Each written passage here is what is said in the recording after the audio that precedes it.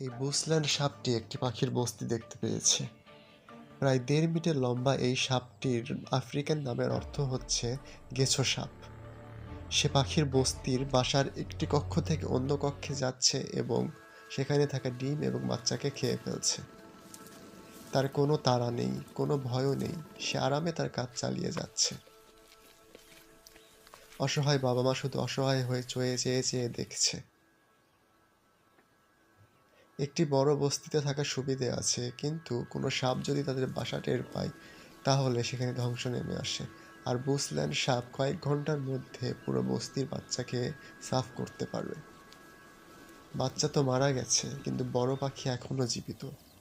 একটি বস্তিতে থাকার সুবিধে আছে, সেটা হচ্ছে বড় পাখিকে জীবিত রাখা। তারা আবারও নতুন ডিম দিবে এবং বাচ্চা ফুটবে, এবং সেই বাচ্চা মৃত বাচ্চা জায়গা নেবে। এভাবেই জীবন চলতে থাকবে।